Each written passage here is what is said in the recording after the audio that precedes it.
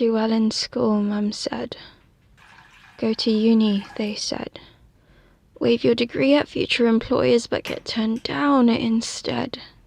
I'd left my knowledge too long on standby, not realizing that my temperature had fell cold. I became tepid water. You know, not hot enough to cook noodles, but soaked enough to grow mold. But if there's one thing I learnt about water, is its flexibility to change form. I dissociated failure with being the end and rather saw the bright side of being just warm.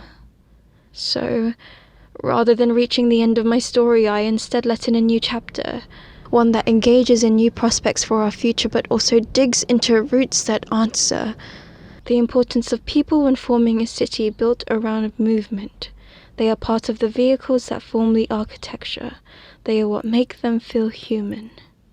As Prashansky once said, the physical environment that we construct is as much a social phenomenon as it is a physical one. So, given the opportunity to network with people will help our future in the long run.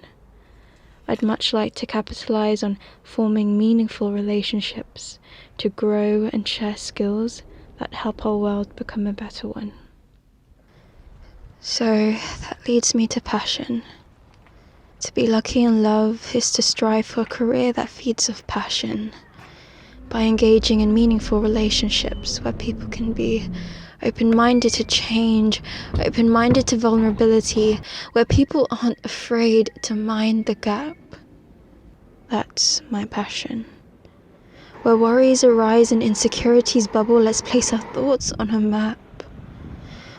Where people are no longer lost in their own thoughts, but share them amongst a community that is warm. So what great does this do?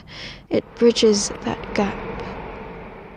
When there is a task at hand, you feed off others' thoughts to learn and improve. Now that's teamwork at its cap. Just like whenever I commission an art piece, it is imperative to have the client's vision embedded into my style of work. It starts off with a questionnaire, followed by a response from the client, to then draft an art brief worth the time spent communicating. And then, often more than not, the final product is never final. Instead, it brings in new opportunities for the client to make changes with me. It creates insight on a constant cycle. Insight undiscoverable through just pre-planning. This is the beauty of revisions. You see the mistakes transform. You prevent a hot mess. I mean, why do you think I only drink my water warm?